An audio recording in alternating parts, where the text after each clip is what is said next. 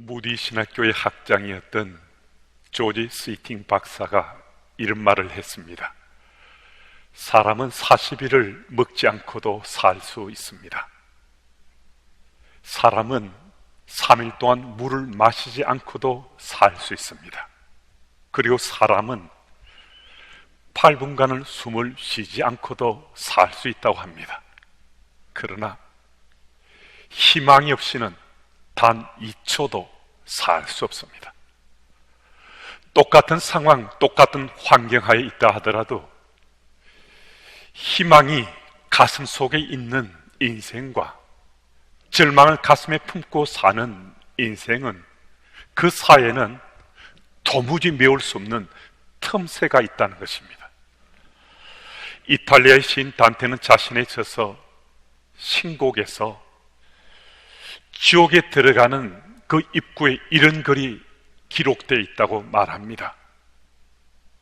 이곳을 들어오는 사람들은 모든 희망을 버려라. 어떤 상황, 어떤 장소, 어떤 시간에서도 결코 포기해서는 되지 않을 것 하나, 그것의 이름은 바로 희망입니다. 그런데 문제는 그 희망을 붙잡고 살고 싶은데 그 희망이 어디에 있는가 하는 겁니다. 그 희망이 어디로부터 오는가 하는 것입니다. 여러분, 이 땅이 그리스도인으로 살아가는 우리들은 그때가 언제이든 그곳이 어느 곳이든 그 상황을 연출하신 분이 여호와 하나님이시란 이 사실이 깨달음이 된다면 그 현장은 희망이 여전히 숨쉬는 현장이라 할 수 있습니다. 우리 하나님은 영원토록 변치 않는 희망의 보고이기 때문입니다.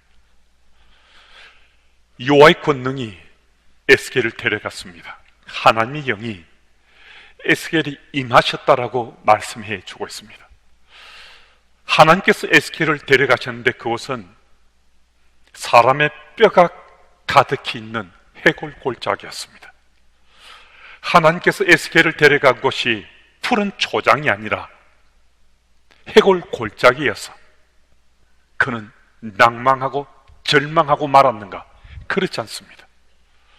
에스겔은 하나님께서 권능으로 그와 함께하고 계신다는 이 사실이 믿어졌어요. 자신의 육신은 힘들고 지치고 피곤했습니다. 하지만 힘의 원천 되신 하나님께서 자신과 함께하고 계시다, 이 사실이 믿어지니까 눈에 보이는 것은 절망의 상황인데, 좌절할 수밖에 없는 상황인데도 그는 힘을 내고 있습니다. 2절 말씀을 한번 보십시오. 뼈가 심이 많고 아주 말랐더라고 말씀합니다. 하지만 에스겔은 절망하지 않습니다. 지금 눈에 보이는 것은 절망하고 좌절할 상황이잖아요. 온통 사람 뼈 투성이죠. 그 뼈도 흉물 쏠을 정도로 말라 있습니다. 그럼에도 오늘 본문 그 아래 구절을 보면 에스겔은 오히려 소망을 갖습니다. 절망에 빠지는 분위기가 전혀 아닙니다. 어떻게 이런 마음이 가능했는가? 하나님께서 그와 함께하고 계심이 믿어졌기 때문입니다.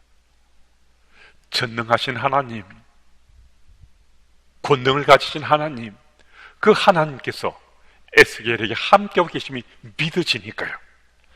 분명히 눈에 보이는 절망적인 상황인데 그 현장 속에서도 하나님의 뜻이 이루어져 가고 있다는 이 사실이 에스겔이 믿어진 거예요.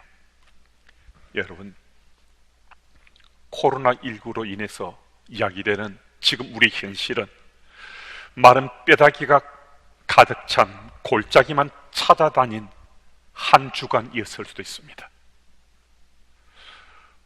우리 삶의 순간순간이 희망은 전혀 보이지 않고 절망으로 가득 차 있었던 한 주간이었을 수도 있습니다.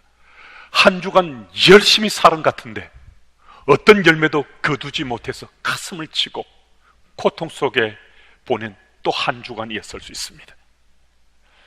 하지만 우리는 절망해서는 되지 않습니다. 왜냐하면 지금 당장 내가 원하는 일은 이루어지지 않았다 하더라도 믿는 자로 살아온 우리 삶의 현장에서는 하나님께서 지금도 일하고 계시기 때문입니다. 3절 말씀을 우리 한번 같이 읽어보겠습니다. 그가 내게 이르시되 인자야 이 뼈들이 능히 살 수 있겠느냐 하시기로 내가 대답하되 주 여호와여 주께서 아시나이다. 아멘. 하나님께서 에스겔에게 물으셨습니다. 에스겔이 대답합니다. 이 뼈들이 능히 살 수 있겠느냐 주께서 물으셨는데요, 그 대답은 너무나 뻔한 겁니다. 어떻게 마른 뼈들이 살아날 수 있겠습니까? 아무리 머리를 싸매고 고민하고 갈등해 본다 한들 어떻게 마른 뼈들이 살아날 수 있겠느냐 하는 거죠.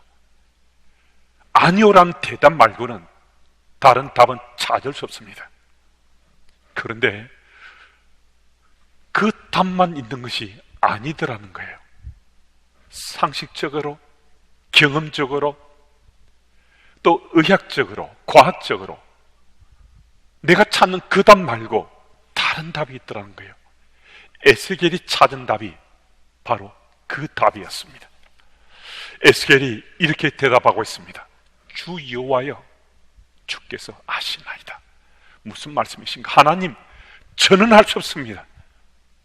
하지만 전능하신 하나님께서 행하시면 저 뼈들이 살아날 수 있습니다. 이게 에스겔의 대답이었습니다. 에스겔의 위대함이 어디 있는가? 에스겔은 하나님께 질문하셨습니다. 그의 삶의 상황은 절망입니다. 좌절처럼 보여집니다. 그런데 그 상황 속에 자신의 믿음으로, 자신의 신앙으로 하나님께 묻는 그 질문에 답을 했다는 것입니다. 하나님 질문에 대해 에스겔이 믿음의 대답을 하는 것은요, 믿는 자로 살아간 우리들에게 굉장히 중요한 메시지를 말씀해 주고 있습니다. 오늘 우리에게 일어난 일들에 대해서 지금 나는 어떻게 반응하고 있는가? 만약에 갑작스럽게, 아주 갑작스럽게 내 사랑하는 가족이 세상을 떠났다면 우리는 어떻게 반응합니까? 정말 생각지도 못했던 회복이 불가능해 보이는 중증 질병에 걸렸다면, 어처구니 없는 재앙이 우리 자녀들에게 닥쳤다면, 기타 여러 가지 생각지도 못했던 심각한 상황에 직면하게 되었다면 우리는 어떻게 반응하고 있습니까? 상식으로, 경험으로, 과학적으로 혹은 의학에 의해서 우리가 반응할 수 있습니다. 물론 그렇게 해서 답을 찾아볼 수도 있습니다. 하지만 그 어떤 반응으로도 정말 나의 생애, 그 고민과 갈등하는 그 심각한 문제에 대해서는 해법이 잘 보이지 않을 수 있습니다. 그때 어떻게 할 것인가? 바로 우리의 믿음으로 반응하는 겁니다. 여러분, 믿는 자가 아니면요, 믿음으로 반응하는 이 길은 전혀 보이지 않습니다. 믿는 자가 세상 사람과 다른 것은 앞뒤 좌우 어떤 길도 다 막혀 있는데 하늘이 뚫려 있어요. 하늘이 열려 있어요. 하늘을 향해서 답을 찾을 수 있다는 것, 이 믿는 자의 특별한 권리요, 권세이거든요. 여러분, 우리의 생의 문제 앞에서 우리가 우리 신앙으로, 우리 믿음으로 반응하게 되면요, 물론 당장 그 문제가 해법을 찾을 수 없다 하더라도 하나님께서 우리들의 마음에 평안을 주십니다. 하나님께서 우리 삶의 그 현장 속에서도 위로해 주심이 우리들에게 느껴지고, 하나님 손길의 역사가 내 삶을 타치하심이 내게 아주 정말 민감할 정도로 내게 체험될 수 있습니다. 여러분, 당장은 아닌 것 같은데요, 조금 시간이 지나가면서 내가 생각지도 못했던 하나님 방법으로 이 문제에 대한 해법이 열리고 있다는 사실을 우리는 깨칠 수 있습니다. 그래서 이 문제 많은 이 세상 속에 살면서도 믿는 자이기 때문에 믿음으로 우리 삶이 반응할 수 있도록 또 훈련하고 또 훈련하고 또 정진해가면서 오늘 믿음의 삶의 지경을 우리는 넓혀가야 됩니다. 세상적인 여러 가지 방법으로 반응하는 우리 익숙해졌을 수 있습니다.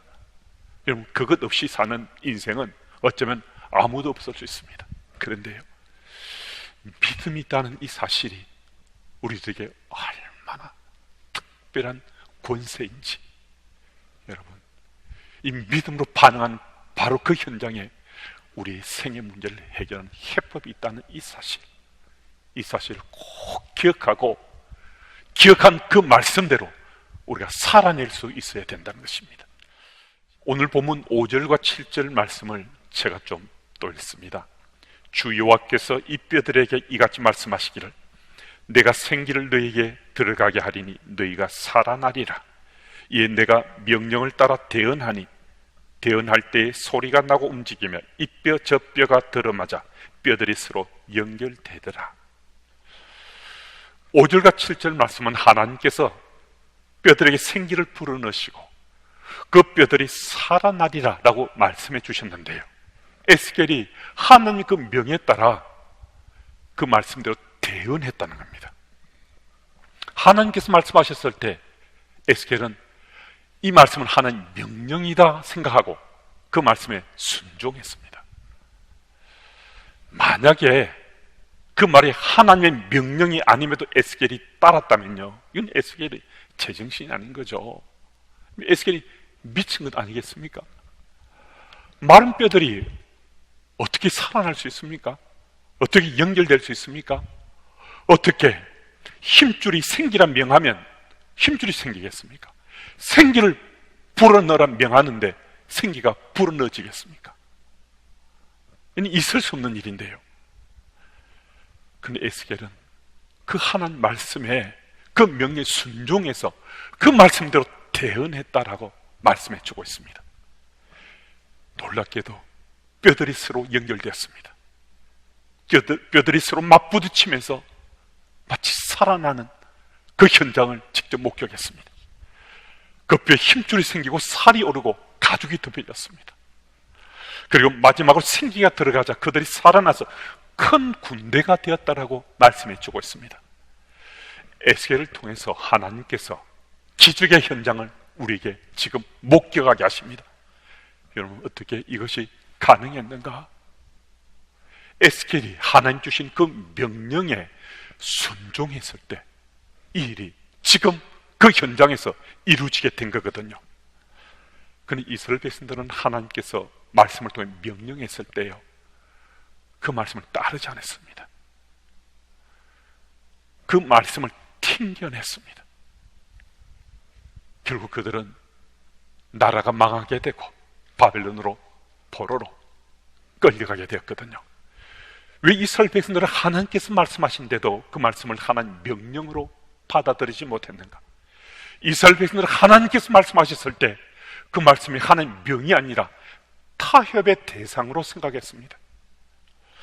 이스라엘 백성들이 하나님 말씀을 명령으로 받았을 때는 순종했을 겁니다. 그런데 말씀을 들었을 때 이 타협의 대상인 거예요. 들을 수도 있고 듣지 않을 수도 있고 자기가 기준이 되어서 그 말씀을 듣기도 하고 느끼기도 했습니다. 여러분, 오늘 하나님께서 우리에게 주시는 이 말씀은요, 명령입니다. 타협의 대상이 아닙니다. 적당하게 할 수도 있고 안 할 수도 있고 따를 수도 있고 부인할 수도 있고 이런 스토리가 아닙니다. 반드시 순종해야 될 하나님의 명령입니다.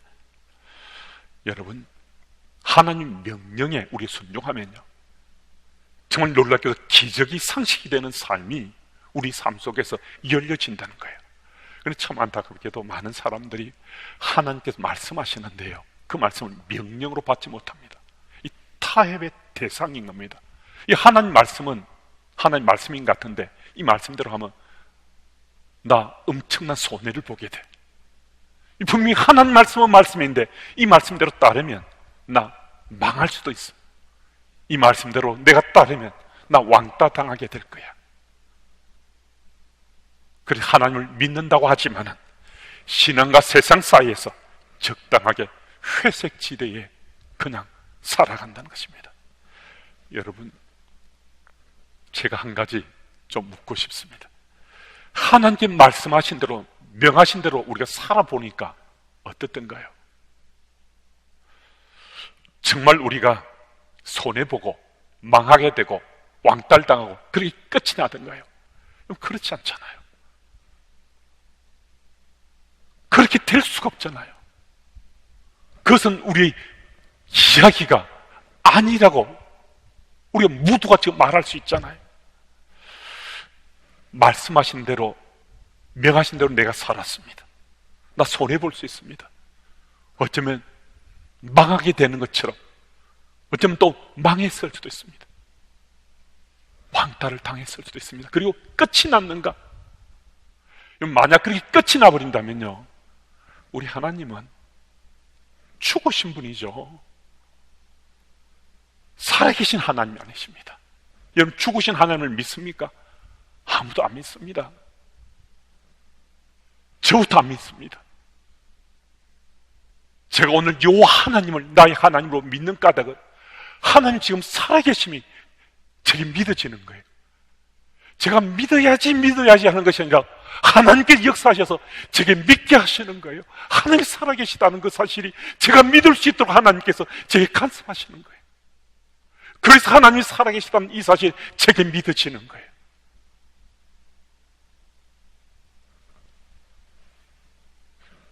혹 우리가 하나님 말씀대로 순종해 살았는데 손해를 보았을 수 있습니다. 망했을 수도 있습니다. 왕따를 당했을 수도 있습니다. 하지만 그것은 끝이 아닙니다. 우리 하나님께서는 하나님 방법으로 우리 생각지도 못했던 한 손길의 역사로 정말 복되고도 희망이 넘치는 새로운 길을 지금 열어가시고 계신 겁니다. 어떻게 그 사실을 확신할 수 있는가? 그 사실을 믿을 수 있는가? 하나님께서 죽으신 하나님이 아니라 지금 제 삶에, 우리 삶에 살아서 역사하시기 때문입니다. 그 하나님이 우리 하나님이십니다.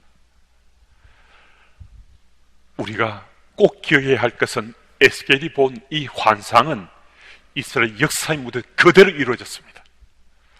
하나님께서 선지자를 통해서 주신 환상들은 실제 상에서 그대로 다 이루어졌습니다. 우리가 길게 이 땅을 살았던, 또 짧게 살아왔던 우리 지난 인생을 우리가 한번 돌아보면요, 조금 연세가 있으신 분들은 오늘 이 본문 말씀을 함께 나누는 이 말씀에 대해서 아주 많이들 공감하실 수 있습니다. 왜냐하면 내가 그렇게 살았거든요. 내가 만난 하나님이 바로 그런 하나님이시거든요. 그래서 우리가 이 말씀에 대해서, 이 메시지에 대해서 많은 부분을 동감하고 공감할 수 있습니다. 하나님께서 명하셨을 때, 그걸 명령으로 받아들여 순종했을 때 우리 삶에 아름다운 열매가 맺혀졌습니다. 하지만 하나님 말씀이 명령이 아니라 타협의 대상으로 내 그 말씀을 받았을 때 그때 성공한 것 같고 무엇인가 순탄하게 승승장구하는 것 같은데 결국은 실패와 좌절의 시간을 보냈다는 사실을 우리가 너무나 잘 알고 있기 때문에 이 말씀이 내게 아주 동감이 되고 공감이 되는 메시지로 느껴질 수 있습니다. 여러분, 우리 시간은요 멈추지 않습니다. 오늘도 우리는 살아가고 있지만은요 어쩌면 죽어가고 있을 수도 있습니다. 세월이 많이 흐른 후에 이 진리의 말씀을 깨달아서 이제부터 그렇게 하나님 명령에 순종하며 살아야지, 그럴 수 있습니다. 그런데 그 앞에 보내었던 그 시간, 이전에 보냈던 그 시간들,